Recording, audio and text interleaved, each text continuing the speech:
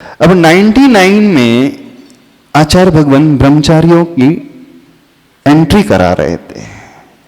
कहां पर? कुंडलपुर की बात है। जब 23 दीक्षा हुई नेमावर में, ऋषभ सागर से लेकर पार सागर तक, है ना।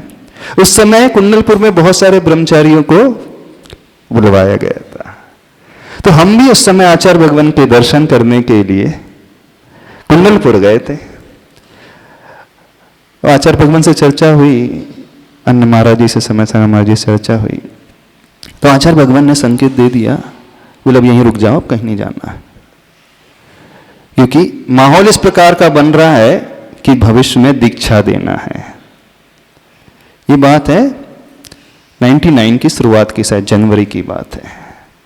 उस समय बहुत सारे ब्रह्मचारी थे जिनकी दीक्षा नहीं हुई थी।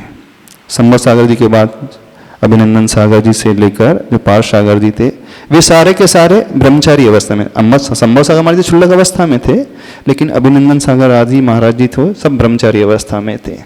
और भी ब्रह्मचारी थे। तो आचार्य भगवान के मन में योजना बन रही थी कि 24 दीक्षा देना है। सुनना, आचार्य भगवान ने संकेत दे दिया, यहीं रुक जाओ, कहीं नहीं जाना है।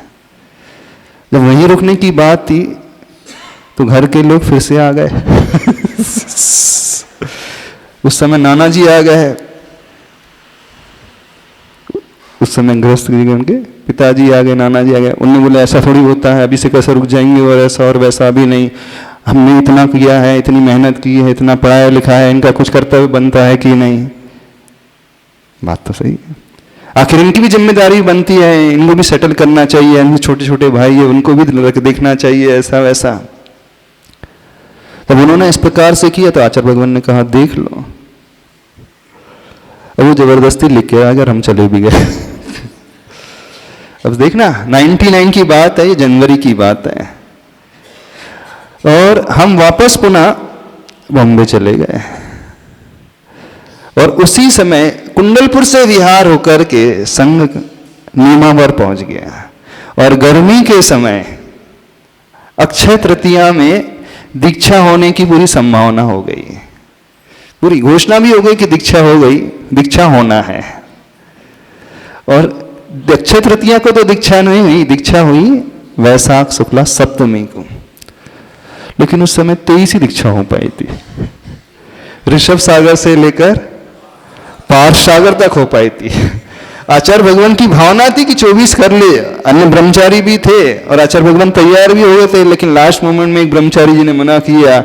तो आचार्य भगवान की जो भावना 24 की वो पूरी नहीं हो पाई। दीक्षा दी आचार्य भगवान ने, लेकिन 23 ही दीक्षा दी, पार सागर तक हो गए। और हम भी वापस वहां से आ गए। अब पुनः वही जॉब चलने लगा, सब कुछ चलने लगा।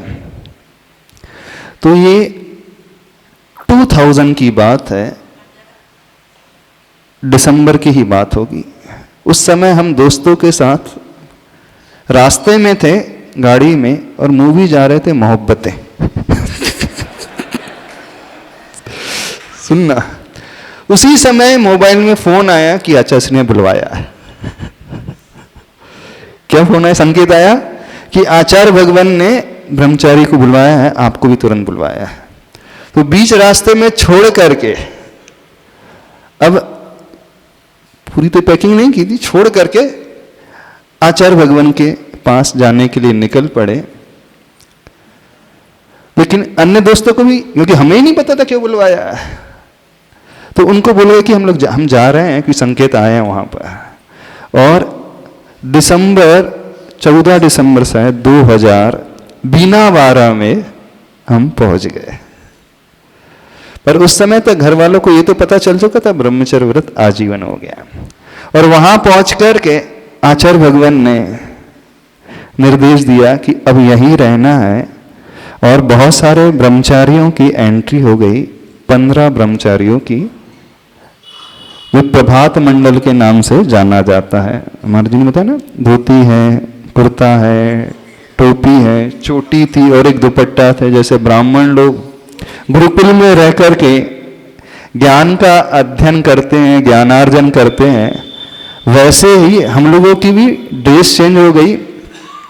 मुंडन होकर के पूरे उस ड्रेस में आकर के संघ में आचार्य भगवान के निर्देशन में अब हम लोग ने पढ़ाई करना, धर्म की पढ़ाई करना शुरू कर दी। अभी तक हमने धर्म का ज्यादा नहीं पढ़ा था, अभी तक हमें तत्वासूद भी नहीं आता था। बिल्कुल सही बता रहे हैं। भले ही व्रत था लेकिन टाइम ही नहीं रहता था, बिजी लाइफ इतनी थी वहां पर, सवेरे से शाम, बल्कि यूं कहें लेट नाइट 1:30 बजे रात तक, क्योंकि यूएस का मार्केट उतने समय तक खुला रहता था। तो वर्किंग आवर्स ही ऐसे थे कि morning 10 to late night 1 o'clock 12:30 तक ऑफिस में ही रहना पड़ता था, जॉब सारा मैनेज करना पड़ता था, तो टाइम ही नहीं रहता था। लेकिन इस पीरियड में एक चीज हो गई थी, रात्रि में 4 प्रकार का आहार का त्याग हो गया था। तो बॉम्बे में एक चौविहार हाउस होते हैं ना श्वेतांबर समाज के, वहां जाकर के हम भोजन करते थे। और सवेरे कभी स्वयं बना लेते थे, कभी पार्टनर रूम्स में रहते थे वो बना लेते थे, नहीं है तो किसी रेस्टोरेंट में जाकर के खाते थे। उस समय भी यही चलता था, त्याग बिल्कुल नहीं था। मॉर्निंग में वहां और इवनिंग में वहां इस प्रकार से भोजन करते थे, इस प्रकार से सारा मैनेजमेंट चलता था। बाहर से कुछ भी नहीं था, सब कुछ जो चल रहा था अंदर से ही चल रहा था। बाहर से दोस्तों के साथ रह करके उन्हीं जैसे रहते थे। उस समय भी किसी को भी ये भान नहीं हो पाया था कि हमारा व्रत है, हमें मोक्ष मार्ग में आगे बढ़ना है। सारे फ्रेंड्स यही समझते थे, ये भी अपने जैसे ही है, बढ़िया, ये भी अपने बस थोड़ी हिंट तो होने लगी थी, थोड़ा ये त्याग करते हैं, रात्रि में पानी नहीं पीते हैं, तो थोड़ा तो समझते थे कि ये धर्म से जुड़े हैं, लेकिन आइडिया किसी को नहीं था कि हम मोक्ष मार्ग में आगे बढ़ेंगे। अब 2000 में यह घर बार छोड़ करके आचार्य भगवान के पास आए। आचार्य भगवान ने कहा कि अब जैसे जैसे संकेत दिएंगे उसके अनुसार करना है। बोले घर बार अभी भी नहीं छुड़वा रहे हैं, कुछ समय के लिए आपको संग में रखेंगे, विद्या अध्ययन कराएंगे। पूज्यवर समय सागर महाराज जी को उन्होंने निर्देशित किया कि वे विद्या अध्ययन कराएंगे, और जब विद्या थोड़ी पूरी हो जाएगी, यानी यूं कहें चातुर्मास के काल तक आपको यहाँ रहना है, और उसके पश्चात वे हमें घर भेज देते थे। उस समय भी सब कुछ बॉम्बे में पूरा व्यवस्थित था। तो रुके संघ में, और दिसंबर में एंट्री, फिर उसके बाद विहार होते हुए कुंडलपुर आए, और कुंडलपुर मस्तकाभिषेक का पंचकल्याण का कार्यक्रम हुआ। कार्यक्रम के पश्चात घर भेज दिया गया। जब घर गए तो उसके पश्चात फिर बॉम्बे गए, सब कुछ सेटल किया, जो फ्लैट था वो छोड़ा, जो भी सब लेन देन था व्यवस्थित किया। उसके बाद पुनः नागपुर आ गए, और 4 महीने तक संघ में जाते थे, 4 महीने के पश्चात घर में आ जाते थे। अब घर में धीरे धीरे पढ़ना शुरू किया, और पढ़ाई की शुरुआत किससे हुई हम लोगों की? ABCD से, तत्वार सूत्र से, और आलाप पद्धति ग्रंथ से।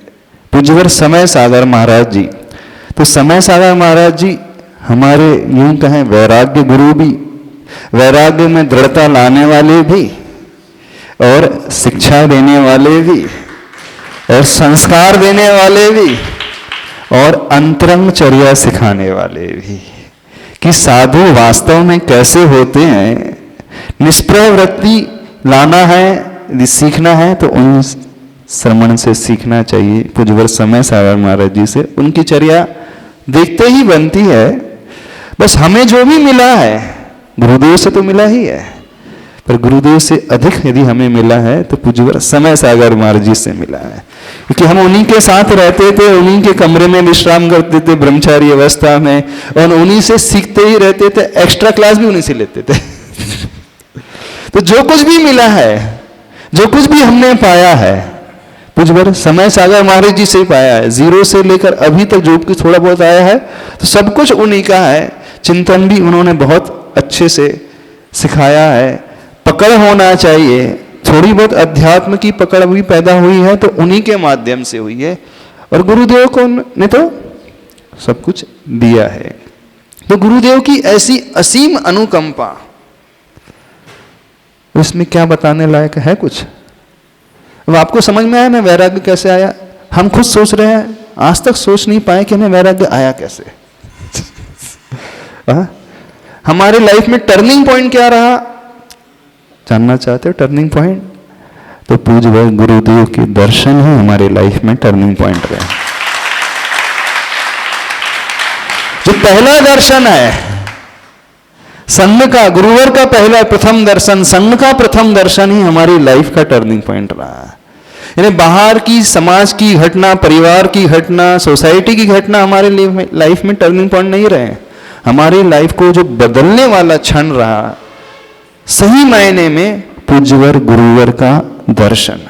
तो कई बार यदि हमें ऐसे गुरु के दर्शन भी मिल जाए, वो दर्शन भी पूरी लाइफ को चेंज कर सकते हैं, पूरा बदल करके रख सकते हैं, आमूल चूल परिवर्तित कर सकते हैं। ये ऐसा हो सकता है। तो जब संघ में आ गए, ब्रह्मचारी अवस्था में आ गए, तो गुरुदेव का स्नेह तो विशेष शुरू से मिलता ही आया है। गुरुदेव की अनुकंपा वैसे सबको मिलती आई है, पर हमको भी मिलती आई है, लेकिन हम बहुत रिजर्व नेचर के थे। हम किसी से बात नहीं करते थे। महर्षि ने एक ही शिक्षा दी थी, अपने को सिर्फ अभी अध्ययन करना है और अपने वैराग्य को संभाल करके रखना है। वैराग्य को दृढ़ बनाना है, मजबूत बनाना है। तो जब तक ब्रह्मचारी अवस्था में 2000 से लेकर 2004 तक हम किसी से कोई बात ही नहीं करते थे। 2004 में जब मुनि दीक्षा हो गई, जो लोग संघ में आते थे, उस समय भी हम बहुत ज्यादा इंट्रोवर्ट थे, किसी से कुछ शेयर नहीं करते थे। कौन आ रहा है, कौन जा रहा है, हमें कुछ लेना देना ही नहीं, पता ही नहीं चलता था कौन आना, ना हमें बोलना आता, बोलना ही नहीं आता था। पहली बार माइक मिला था तो हालत खराब हो गई थी हमारी, पसीना पसीना हो गए थे, कुछ नहीं आता था बोलना। डर अंदर का फियर हमारे भीतर भी था। सही बता रहे हैं। इस मार्ग में आने के पश्चात तक फियर था, भले बाहर रहे हो, लेकिन माई फियर तो उस समय भी था, ब्रह्मचारी अवस्था में भी था। बस गुरुदेव के हाथों जब संस्कार हुए, दीक्षा मिली, अब धीरे धीरे वो फियर चला गया।